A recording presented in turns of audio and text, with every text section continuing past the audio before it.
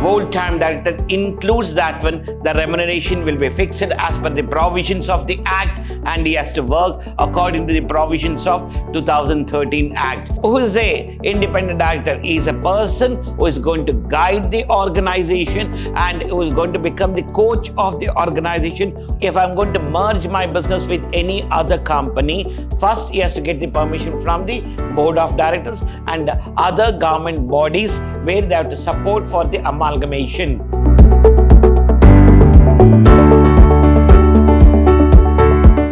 Dear students, welcome to BCom Second Sem Company Law, Unit 3, Session 2. I'm Professor Rajesh L.R. from Department of Commerce and Management, Vidhyaashram First Grade College, Temple of Excellence, MYSURU. In our previous session of Unit 3, we have learned about the key MP, key managerial persons for the company who are going to be main persons, or even we can call them as the pillars of the company. So we have learned about and we understood about the procedure and other part, how they'll be appointed, or who are the managing directors and who is the director. We have discussed about everything in our previous session. In today's session, we are going to discuss about the whole-time director and what is his role and how he will be appointed, and who is an independent director of the organization and what is his role with the company, and for the public company and private company, how they are going to appoint and how many independent directors should be there as per the Companies Act of 2013, we are going to discuss. And what are the role, duties and functions of the independent director. So now, a whole-time director under Section 2, Subclause 94 says that one under Companies Act of 2013 is an employee of full-time, a full-time basis employee for the organization, and he work for the company as a regular employee. As per the Companies Act 2013 is employment of the company. The definition of whole-time director is an inclusive definition. A whole-time director refers to a director who has been in employment of the company. They're saying that when the whole-time director is going to be the full-time employee of the organization, and as per the Section 269 of Companies Act 1956 as well as Companies Act of 2013, it says that when explanation of this whole-time director includes that one, the remuneration will be fixed as per the provisions of the Act, and he has to work according to the provisions of 2013 Act. He is a person who works for the organization and agrees to take all the responsibility of the organization. The second concept what we have here, independent director. Independent director, and director is a non-executive director. He is a non-executive director means he is not an employee of the company and he or she does not have any kind of relationship with the organization, but they guide, they coach, they are the mentors of the company. For the betterment of the company, they support for the organizations. Several new requirements relating to their appointment duties, role and responsibilities are going to be discussed in this session. And who is a independent director? He is a person who is going to guide the organization and who is going to become the coach of the organization, or he may be called as a mentor of the organization. His appointment will be made as per the Section 149 of the Companies Act 2013 as per Rule 4 and Rule 5. Rule 4 and Rule 5 is required for the public companies. What is that? And which public company can appoint an independent director? How many independent directors should be there? For example, if the public company's turnover is about 10 crore, then there should be 2 directors compulsorily if the company is unlisted public company. If it is a listed public company, there should be at least 1/3 of the total directors, and it is rounded off to one director. As I said to people, listed public company, every listed public company shall have at least 1/3 of the number of directors, and it is rounded off to one person. In unlisted public company, if the public company paid up share capital is 10 crore or more, then there should be at least 2 directors for the company. If the public company with a turnover of rupees 100 crore or more, then there should be 2 directors as the independent director to guide and to face and to support the organization. These independent directors, if there is any issues going to arise, means they support the organization. And if the company is taking certain wrong decision, means they guide that one. The information what you gathered is not perfect, and don't invest in on those projects or proposals. They guide them. And your financial structure at present is not in a good condition. Don't invest on these concepts. If you're going to invest, the company has to lose, and the conflicts may arise between the stakeholders. So now, before making any investment, please think that one. Our suggestion will be here not to invest. Like this, they're going to guide, and they'll be monitoring every steps, whatever the public company is taking and how they are taking that one. Based on the observation made by these people, are going to guide the company not to take certain wrong decisions at the time of investing on the projects. As I said, going to be guiding the company. They are the coach of the company. They are the mentor of the company. The main role, including all the independent directors, will be as a watchdog. They'll be watching every moment of the organization. Every second they're going to be monitoring, and they help in managing risk. They support the organization to reduce the risk. Either it may be in the field of financial, or it may be any other type of risk be in the future. They're going to support the organization for that one. Independent directors are responsible for ensuring better results for the proposals, whatever they have, and governing all the activities involving various committees set up by the company. Even the independent directors will observe all the departments or the committees framed by the public company, and what are their duties and how they are performing, and even they check that whether these people are involved in all the activities or not. The same will be conveyed to the top level management about the information stating that one, how many people are involved and how they're working, and whether their working condition is proper or not, and whether the performance has been improved or not, and how to make the improvement for the betterment of the company. Role of an independent director. The independent director's main role will be facilitating with understanding counter pressure from owners. Whatever pressures are coming from the shareholders of the company. Now, the shareholders are demanding for having more dividend. Why the company is not paying the dividend on regular time basis?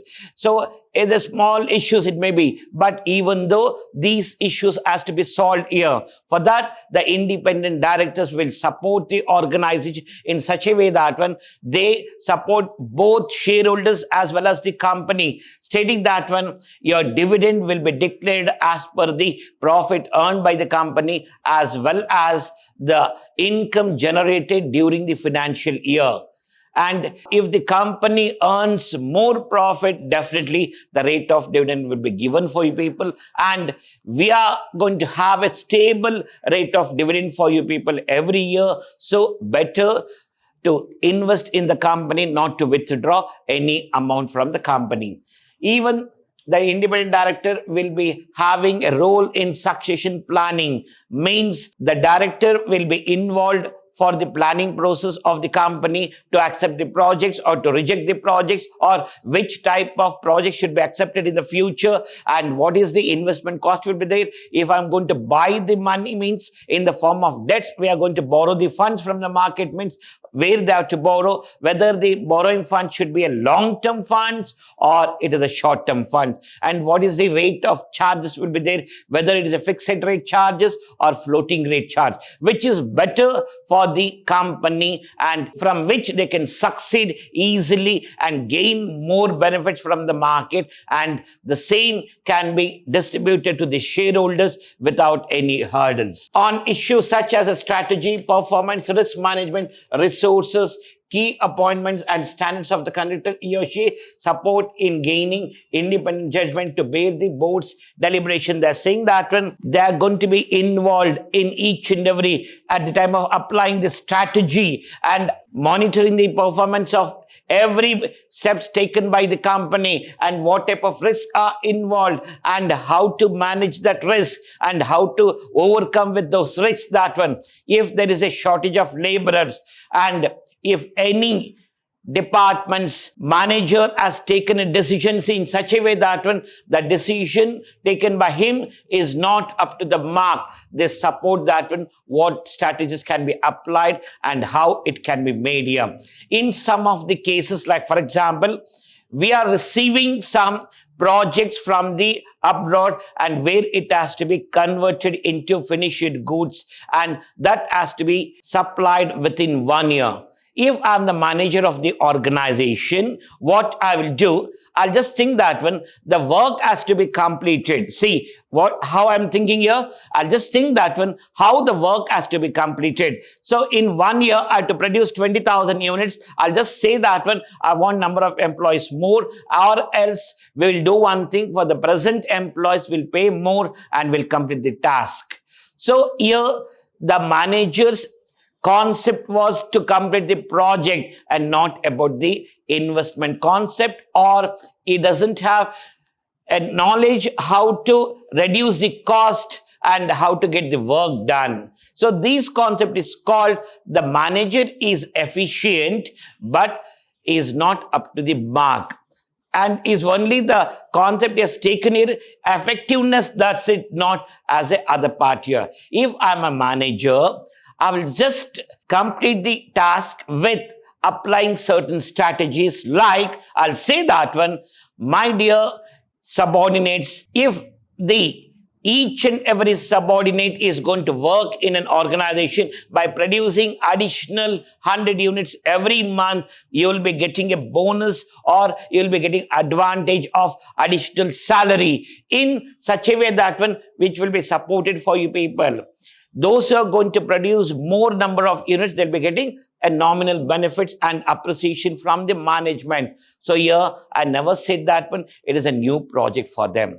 So here, I'll reduce the cost of the company. In the same time, I'll say that one, you're going to get the beneficiary for the subordinates or the laborers. So here, this concept is called the manager is efficient plus efficiency, where the work is completed with minimum cost. Like this, the independent director will guide the managers if they have taken any wrong steps here. The role of independent director, scrutinizing, monitoring, reporting management's performance regarding goals and objectives agreed in the board meetings. Whatever the board meeting has taken a decision about the objectives of the organization, or it may be monitoring concept or performance concept here, everything will be conveyed to all other levels of management. In the same way, they monitor whether the work has been executed as per the top level guidance or the policies and plans framed by the top level, whether it is executed by the middle level, as well as the work has been achieved through the subordinate from the operation level here.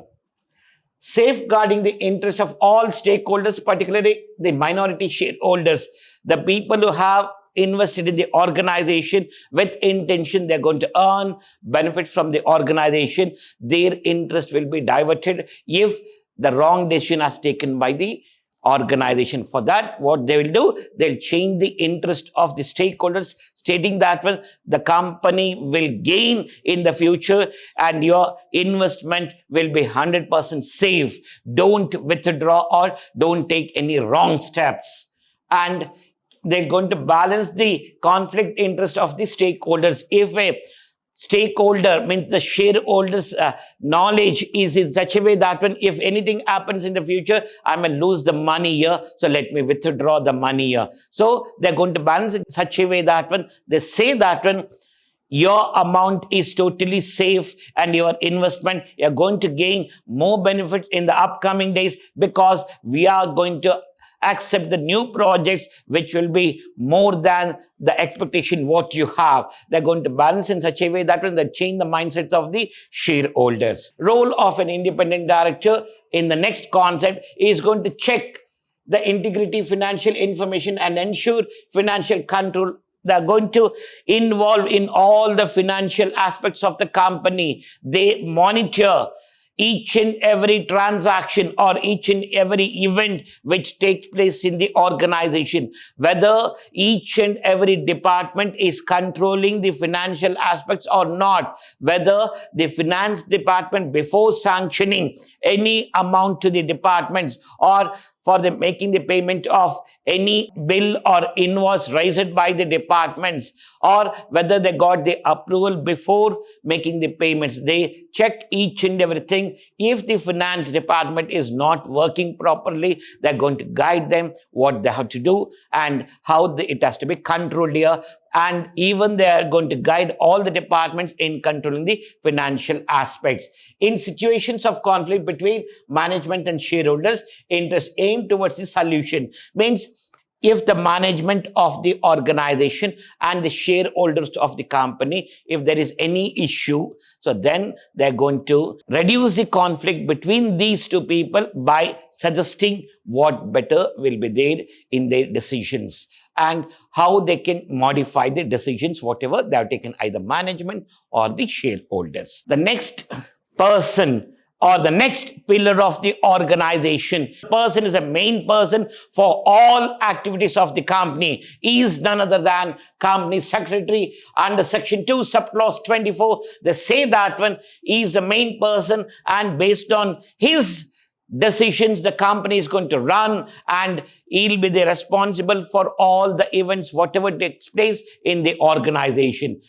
Now, under section 2, subclause 24, they say that when his appointment will be made on the provisions of the clauses of Company Secretary Act 1980.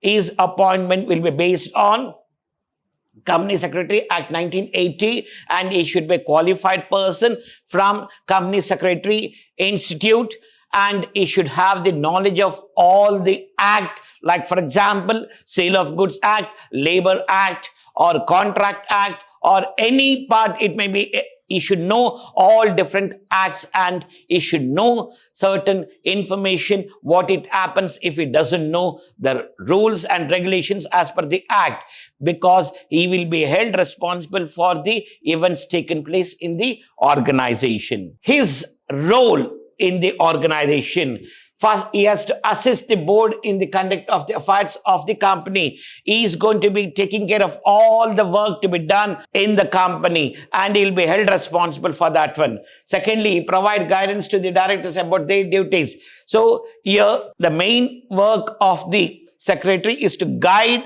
the board of directors, what is their duty, what is their role, and how they have to involve in the business activities. Ensuring and complying with the corporate governance means he is going to check that one whether MOA as well as AOA are prescribed as per the act or not, and whether the activities whatever we are involving in the business are according to the act or not. Then ensuring that the company complies with the secretarial standards or not, whether they're following the standards for appointment and removal and giving the powers to the secretaries or not, whether it is as per the Companies Act 2013 as well as Companies Act of 1956, including Company Secretary Act of 1980. To take the required permission from the board and various government bodies, hence he also has to follow the provisions regarding the permission acquisition. The company secretary, first he has to to take the permission from the board of directors in case of any amalgamation. See, if I'm going to merge my business with any other company, first, he has to get the permission from the board of directors and other government bodies where they have to support for the amalgamation. Lastly, to facilitate the convening of meetings, he is going to communicate the meeting information to the members of the meeting or participants of the meeting. He is going to send notice for all the people, and at the time of meeting, he is going to maintain the minutes book.